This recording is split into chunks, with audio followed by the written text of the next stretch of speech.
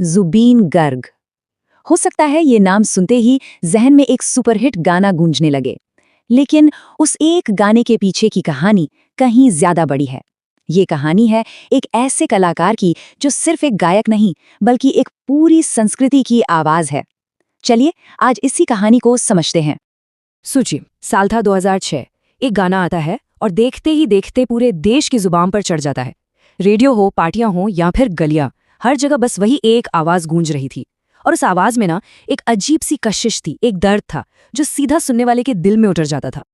अब आवाज के तो सब दीवाने थे, पर सवाल ये था कि इस आवाज के पीछे चेहरा किसका है?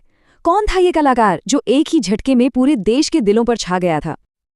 जी हाँ, वो गाना था या अली, और वो आवाज थी जुबीन गर्ग की। ये गाना सिर्फ एक हिट नहीं था, ये तो एक तूफान था जिसने जुबीन को पूरे हिंदुस्तान से मिलवा दिया। और या अली का असर, अरे वो तो जबरदस्त था। ये 2006 में आई फिल्म गैंगस्टर का गाना था, और ये सिर्फ इंडिया में नहीं बल्कि विदेशों में भी सुपर डुपर हिट हुआ। इतना ही नहीं, इस गाने के लिए जुबीन को ग्लोबल इंडियन फिल्म अवार्ड भी मिला। मतलब इसी एक गाने ने एक रीजनल स्टार को रातों रात नेशनल सेंसेशन बना दिया।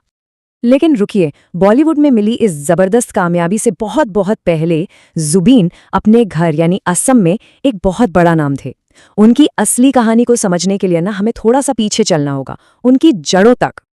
तो कहानी शुरू होती है 1972 में मेघालय के तुरा से। और एक बड़ी मजेदार बात, उनका नाम मशहूर कंपोजर जुबिन मेहता के नाम पर रखा गया था। शायद ही उनके म्यूजिकल भविष्य का ही एक इशारा था। फिर आया 90s का दशक और उनकी एक असमी एल्बम आई, अनामिका। बस इस एल्बम ने तो उन्हें असम का यूथ आइकॉन बना दिया। और फिर जैसा कि हम जानते हैं, 2006 में या अली के साथ वो पूरे देश पर छा गए। अनामिका सिर्फ एक एल्बम नहीं थी, आप समझिए कि ये असम के नौजवानों के लिए एक तरह की क्रांति थी। जुबीन की वो इमोशनल और बिल्कुल अलग आवाज, उसने उन्हें पूरे नॉर्थ ईस्ट में घर घर का चहेता बना दिया। बॉलीवुड के जानने से बहुत पहले वो वहां के सबसे बड़े स्टार्स में से एक थे। लेकिन जुबीन गर्ग की कहानी सिर्फ सिंगिंग पर खत्म नहीं होती। अरे नहीं, उनकी काबिलियत, उनका आर्ट इससे कहीं ज्यादा बड़ा और फैला हुआ है। देखिए, उनकी कला ना किसी एक भाषा की बाउंड्री में बंधी नहीं है।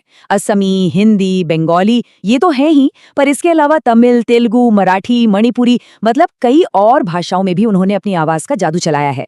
ये दिखाता है कि वो कितने वर्सेटाइल आर्टिस्ट हैं। और जरा उनके काम के स्केल को देखिए, हजारों गाने, मतलब अपने करियर में उन्होंने अलग अलग जॉनराज में हजारों गाने रिकॉर्ड किए हैं। ये नंबर ही अपने आप में उनके म्यूजिक के लिए जो पैशन है, जो जुनून है, उसकी गवाही देता है। म्यूजिक तो है ही, पर जुबीन ने बड़े पर्दे पर मतलब सिनेमा में भी अपनी एक अलग जगह बनाई है। मोनजाई, मिशन चाइना, कांचनजंगा जैसी हिट फिल्मों में उन्होंने एक्टिंग भी की है और डायरेक्शन भी, और इनसे उन्होंने असमी सिनेमा पर एक बहुत गहरी छाप छोड़ी है।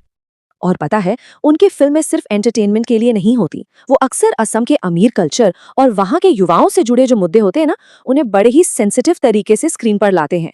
इससे वो अपनी जड़ों से और भी मजबूती से जुड़े रहते हैं।